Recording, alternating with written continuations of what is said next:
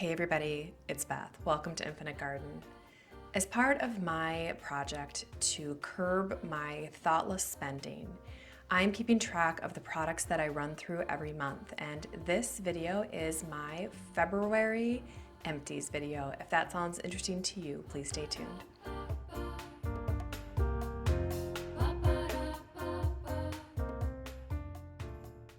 I hope this month is interesting. I have a lot of products here that are kind of my ride or die very favorite products, and I'm here to share them with you, starting with body. One of my very favorite cheapy body lotions is from Trader Joe's. This is a Midsummer Night's Cream by Trader Joe's. I want to talk about this real quick. Do any of you use this product? This is, I think, one of the very best body lotions. It contains aloe, and normally you can only get this in the summer months, I think because of like the idea of sun exposure and using aloe to heal that.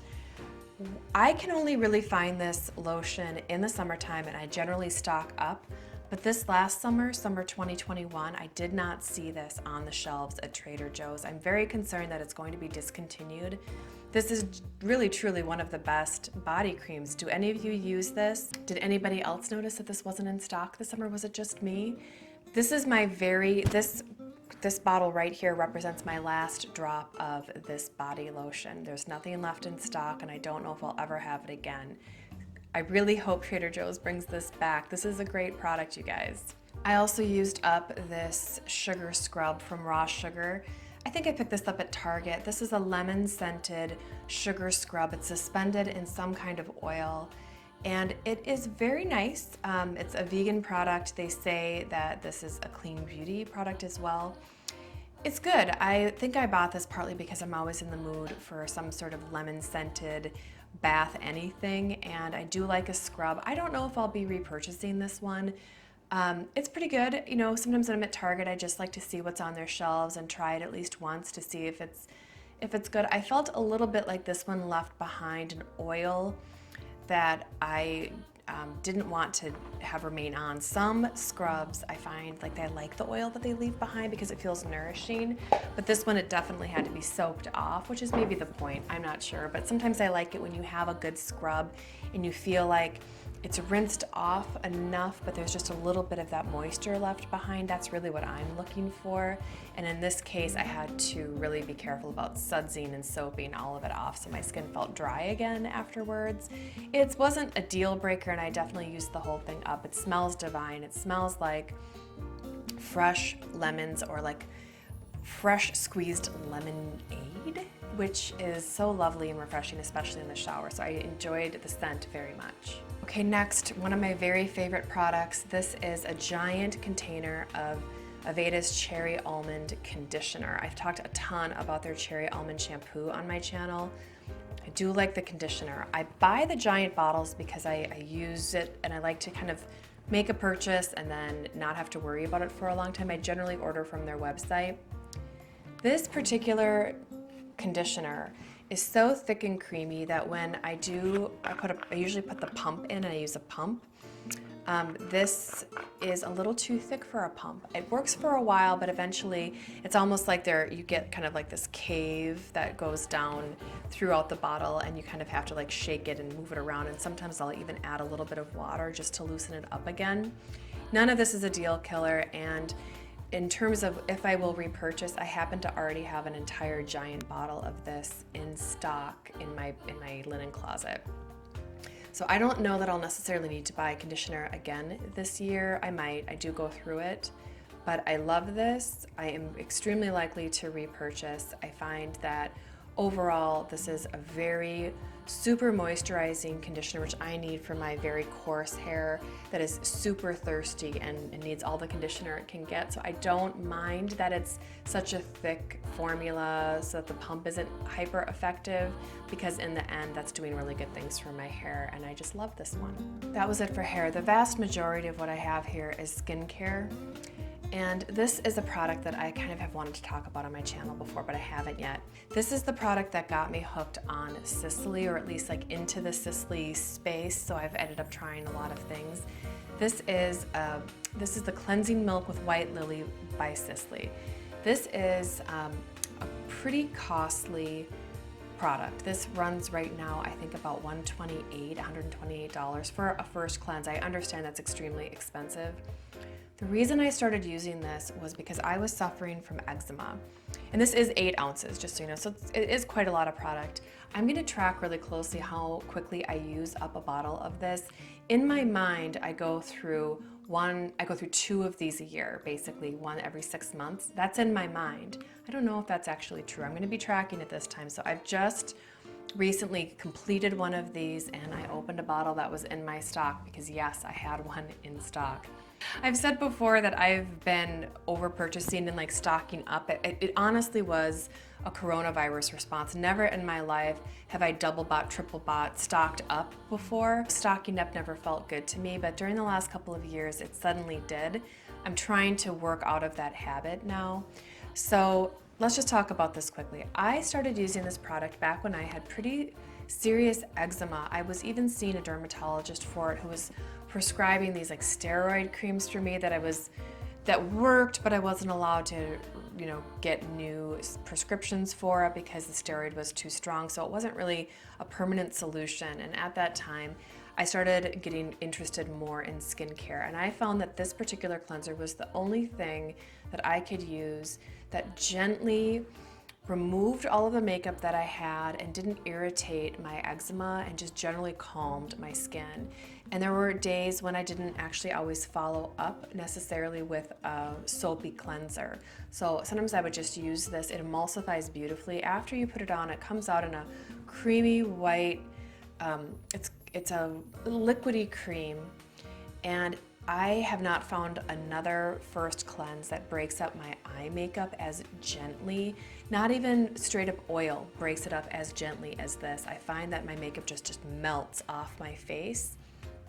And when I rub it in to my skin and really work it, I wear SPF every day, and so I really want to work this in and make sure I break up all of that sunscreen. When I finally rinse my face afterwards, I don't feel like there's a lot of residue left behind. I do generally follow up with a second cleanse, but I use very little cleanser at that point and use a very light touch because I find that this leaves behind sort of a softening effect and is extremely effective. I just love it. I have tried over the years, I've tried many times to quit this. I remember there were times when I would finish this and I'd think there's no way I'm dropping another $100 plus on a cleanser, and then I would go out and try other cleansers and I would always come running back to this. So I have a little bit of fear that they're moving on from this as a product. I went to their website recently just to see it, and I didn't see it offered on their website. You can still get it at Nordstrom and some of these other stores where I'm used to purchasing it. But they're offering a different cleanser. It's even more expensive. That seems to have some kind of, they're saying, brightening effect. I'm nervous that I won't be able to get this and that I'll have to find something else. If that happens, maybe it's a good thing. Maybe I can find a product that isn't quite so expensive, but this has really been a mainstay in my skincare routine for, I would say, we're moving into 12 or 13 years. I've used this every day for the last like 12 or 13 years. I love it. I love it. It's my favorite Sisley product by far. Whew, getting a little overheated just thinking about it. I love that product. The next one, I'm kind of like, it's been hit or miss for me. I've been using it for years. It's Dermalogica's Daily Micro Exfoliant.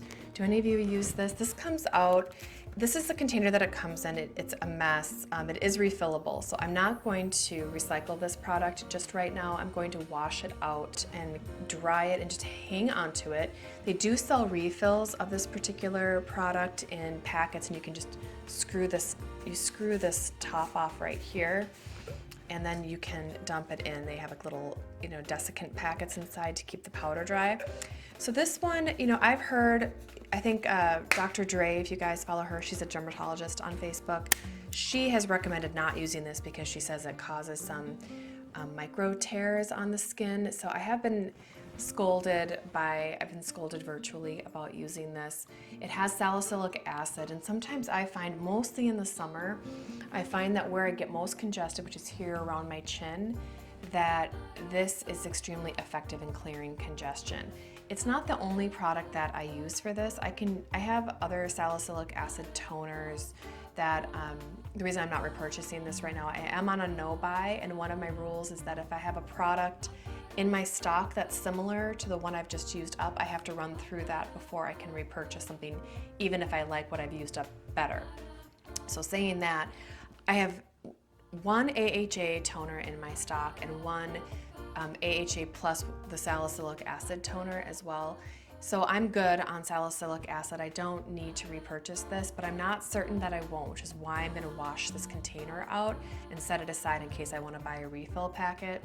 I just have liked this over the years. When you put it on your face, if you haven't ever used it before, it's kind of a grainy powder, and you do get a little bit of that physical exfoliation, but it also contains chemical exfoliants as well and quickly melts down into a paste that doesn't feel overly harsh, although again, I've heard from dermatologists that it is actually too harsh. So I'm trying to quit it, I'm trying to find something else, but it's a very satisfying product and I do like using it. And I like that Dermalogica offers these refill packets because I am trying to move into some more sustainable practices. One of the things that always occurs to me when I watch other people's Empties videos, because I do like Empties videos, I think about every one of us and the stream of waste that's coming out of our households every single month, because even just before me, these products, this is just one little month and I've used, it's over a dozen products it looks like here, just myself, one little person, and I think a lot of us are in the same boat. I need a sip of water, my voice is hoarse. Last night we got tickets to see Dua Lipa. She came to town and performed at our local arena. We were lucky enough to score tickets, so it was my first like big musical concert since the whole pandemic, and it was really fun to see her. She was fantastic, and now I woke up this morning surprised to find my voice was hoarse. I guess I had a really good time last night, so please bear with me as I work through that. This one I also have wanted to talk about. This is, I don't know if I'm gonna be able to say this right. This is a Guerlain product, and I think it's Abeille Royale. This is a, they call it the Watery Youth Oil. This is exactly what it sounds like. This is a watery oil that has bits of like bee pollen or some bee product inside. You can kind of see on the inside of this jar, there's all of these little flecks. So you take the dropper out and then you release it onto your hand and you can soak it into your skin. Not the most sanitary product. I do prefer a pump, but I'm able to make this work. Very beautiful. This is another example of how Guerlain really focuses on the beauty of their bottles and the aesthetic nature of the experience of using their products. I think it's because they're a fragrance house first. This is a beautiful bottle. You can see it's got the little bees right there. Part of the story, of course, is that Guerlain has a bee, there's an island with a rare type of bee that makes, you know, bee products naturally there, and then Guerlain uses them, and so this is supposed to be a product from that line. The story is very beautiful. It's very fun to consider, and this is a nice product. The oil is something that absorbs quickly and doesn't leave behind a residue, and so after cleansing, when you want to restore moisture right away, this is an excellent product. This is one, it's not my most favorite. In my last video, I shared that I used up a Shiseido serum that I really loved. I like that one better than this one. I also wonder sometimes about the bee product. There are some folks in my family with bee sting allergies, and I wonder sometimes if I might be playing with fire by putting all this bee product directly on my skin, but so far it's not been a problem. It hasn't been irritating. If you have a bee allergy, I'd maybe proceed with caution. This isn't the first one of these I've purchased. I had an even larger bottle at one point that I did buy directly from Guerlain, which is where I got some of the samples I used up last time. But this one I bought recently, I think the last Sephora sale that they had. It's very expensive and I use it up pretty quickly, especially in the winter months, although it is beautiful and it works. Will I repurchase? Not right now. I have other hydrating serums still in my arsenal, and when I do wind up having to repurchase, when I finally do run through everything and I've got to buy a post-cleanse moisture restorer, I still have my eye on that Shiseido serum. I just love it. I really do, and I love it more than this, although this is really beautiful and I've enjoyed using it. It's very important to me to have an effective moisturizer, but I also want one that is very simple and doesn't usually contain any active ingredients. I use a retinol. Sometimes I'll incorporate a little vitamin C in if I feel like my skin needs it. Sometimes I'll use salicylic acid or some of those other things. So I want my moisturizer just to moisturize. I want it to not clog my pores, and I want it to not do very much since I've got the doing covered by other ingredients. So these are some of the moisturizers that I rely on heavily. This is Glossier's Priming Moisturizer. I love their packaging aesthetic. This is like a little paint tube. If you want me to do a complete review of the Glossier line, I'm really happy to, both their skincare products and their makeup. I think I've used almost everything, and I tend to check out everything they put out. I know people are kind of like on the fence about Glossier, but I have really liked their products and have gotten good use out of them. I've bought this priming moisturizer 10 times maybe, and I had a backup handy. So in terms of the repurchase, down the road, yeah, I actually am probably likely to repurchase this, but I don't have to right now because I've got a whole fresh tube I just opened. This is the perfect example of what I mean in terms of this is a simple, bare bones, effective moisturizer, and I use this for day. This is not my nighttime moisturizer. I go in with the big guns at night. So when I wake up, my skin usually feels pretty good and it's not desperate for hydration, but I need to have something. And this plays well with their other products as well, including their skin tint, which I use. I find this to be an all-day moisturizing product. It doesn't do anything weird or irritate me in any way. One tube of this will last me a while. I'm going to keep track of it again, like I said, now that I'm kind of keeping track of everything that I'm doing. I'll see how long one of these tubes lasts, but I like this and I am likely to repurchase. Another moisturizer that I like to use that I've rediscovered, this is as old as the hills, it feels to me. It's Clinique's Dramatically Different Moisturizing Lotion, just the original one. My mom used to use this back in the day when we would actually do the Clinique 3-step. This is the OG Dramatically Different Moisturizing Lotion. This one I've come back to now, mostly because of a free gift. I talked about this recently that I discovered their Pep Start SPF, their sunscreen, and I love that sunscreen so much that I bought enough to get a Clinique free gift, which I hadn't had in over a decade. And there was a small sample of this product, and I was reintroduced to how simple and straightforward and effective the Clinique products are. So I did go and buy a full bottle of this, and I used it. There's a little bit left. I could probably find a way to get this last little bit out. But this is an excellent and effective, simple moisturizer. So I've actually even used this. I like it for a day. So I had both of these open and I was using both of these at the same time for a day. I'm trying to get away from that. I want to get to a point where I have the products that I like the most in their categories and I'm just using those, and I don't have multiples doing the same thing expiring at the same time. I think that's a bad habit I want to get out of. But I also found sometimes that this was a good product for overnight. It's really, really effective. And would you believe I have both several deluxe samples from other Clinique free gifts, and I did actually buy the giant bottle of this. So I'm set on this. Honestly, it could go for months. But one of the things that I've noticed that once I've used this up, although I do have another bottle in stock, I'm not opening that one yet because it's currently sealed and protected, and I have all of these other moisturizers that are actively open and expiring. So I'm going to work through all of those before I dip into my stash and open this one again. And what I'm noticing is I miss it. I actually miss it. I will look at other moisturizers in my medicine cabinet that are far more expensive than this one, and I'll wish I had some of this around, and that's really telling. I'm trying to break myself of the super expensive moisturizers. To date, one of the very best moisturizers I've tried is Barbara Sturm's face cream. It's over $200 a bottle. It's a product that I've bought a few times and love very much. And I'm trying hard to find a dupe for it, and I'm actually wondering if Clinique isn't it. It really might be. Sticking with Clinique for a minute, because why not? I also used up one of their eye creams. This is the All About Eyes in the cream form, not the gel form. It's the Rich, All About Eyes Rich. This is a very serviceable, good eye cream. Again, before this, I had been using really, really expensive eye creams.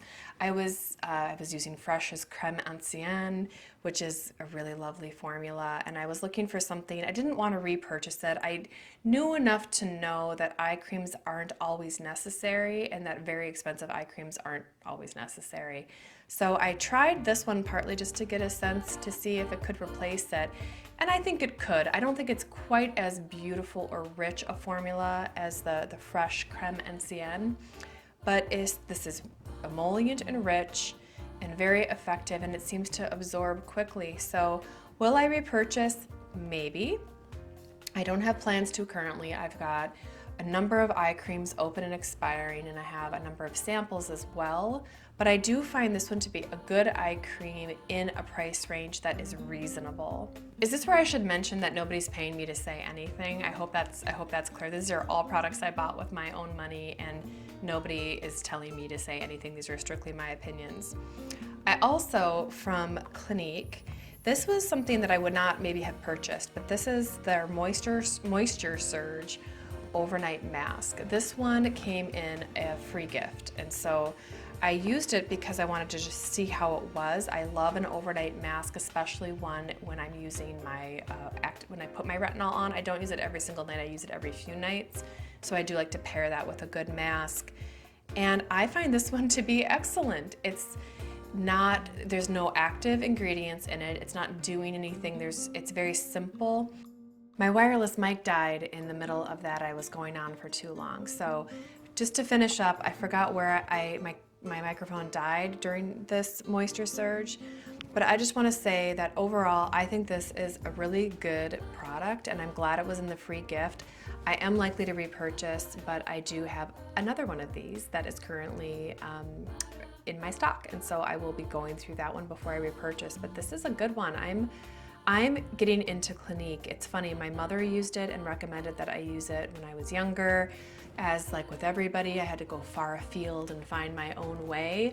And it's funny that it's bringing me right back to Clinique. I'm finding that their products are really effective and simple and reasonably priced. So, and they don't irritate me or cause any trouble for me. So far this has been good to remember that Clinique exists and that they're still making great products that work for me. It's interesting because the next product is another mask. It's an overnight mask, and this one is far, far more expensive. This is the Sisley Velvet Sleeping Mask. I bought this fall before the cold months set in, and there was a promotion on it. It had a sample. I liked it. I decided that I would go ahead and buy it. I know I kind of stock up on super rich masks before the winter comes, and this was before I had this Moisture Surge one, and I've liked their Sisley's Black Rose cream in the past, and since I liked this sample, I decided to give it a chance. It's a good product. I think they're making a beautiful product. It's very expensive. It's over $150. I should actually look that up. One sec. It retails for $152. This is a good product. I'm not going to be repurchasing. The main reason is that I feel like this one's a little too greasy. This is strictly an aesthetic opinion that I have, but this particular one, I do feel like it feels like the type of thing that could clog my skin, whereas the Moisture Surge feels like it won't. It'll just moisturize my skin very deeply. This one feels a little like it sits on top of my skin and has the risk of occluding it. And so I liked it. I used it. I scraped every little bit out of this when I was done. I have one more deluxe sample. I intend to use it, but I don't think I'll repurchase this mask. I think I can do better at a different price point and getting different aesthetics that I like better. So lovely, but I'm not going to repurchase. In the category of beauty, I have two items. Both are almost more of like an expired than they are an empty, because I've had these for long enough and they've just gone bad. So the first one is an eyeshadow primer base by MAC. It's called the Paint Pot, and I have it in the shade Painterly. You can see that it has completely dried up. It looks like a mud flat that has, it needs irrigation or something like that. So this is a nice product. I find that of all the eyeshadow primers I've used, I prefer the way this one cancels out the appearance of veins or other color within my kind of like eye socket area. I feel like this one matches my skin well and really does a nice job of evening out the tone. Although I find this product does sometimes let my eyeshadow crease more than other products. I feel like both the Fenty Beauty eyeshadow primer and the NARS primer both seem to stick and grip onto my eyeshadow a little better than this one, although this one I prefer for how it makes the canvas look. So I'm still out there looking for my holy grail eyeshadow primer. Will I repurchase? I don't think so. I think I'm going to use up all the primers that I have. I've got a couple open ones, a couple samples, and then I think I'm going to intentionally go out and try to find the one that does both create a perfect canvas and prevent my eyeshadow from creasing. And the last item I have is a nail polish top coat from Chanel. I have Le Gel Coat. This is a clear top coat for nail polish. I love Chanel nail polish. I think their colors are beautiful. Their formula is nice. I decided I would give their top coat a try. This is advertised as one you can just paint on. You don't need to have like a UV light to activate it, even though it's called Le Gel Coat. But sometimes I wonder if that's really true, because I felt like this product stayed open a really long time. It took longer to dry than other top coats, and that's a bit of a fatal flaw for me. I get impatient. I'm one who can absolutely ruin my manicure just by getting busy too soon after I've painted my nails. So for me, ideally, my ideal top coat is one that dries very quickly so I can get on with my life. I'm no longer going every week to the salon to get a mani and a pedi. That's something I did for a really long time. The last 2 years broke me of that habit. I've been doing my nails at home.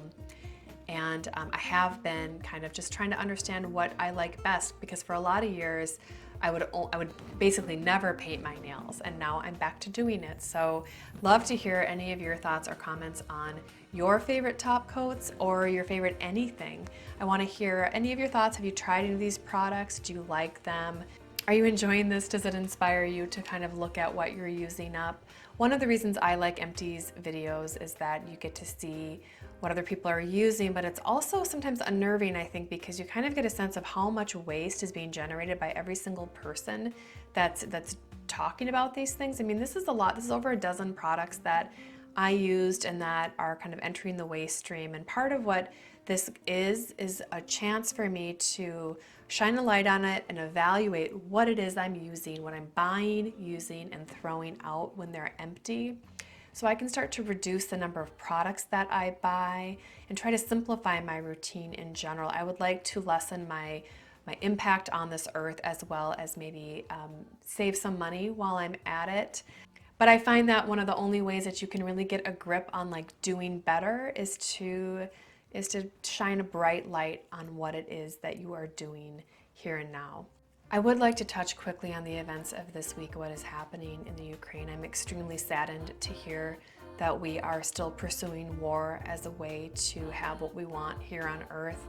And it is my deepest wish that every one of us can live in peace and in a heart-centered, love-centered place. And so my thoughts and prayers are with everyone in the Ukraine right now, and with all of us here on earth who continue to have to live in these types of circumstances, depending on where we live. It seems like we're all going to be witnessing this through our own lenses as time goes on. And there's Chewy in the background just wanting to say hi as well. Anyway, I hope you had a good week, and I hope you have a great week ahead. Thanks so much for watching. Talk soon.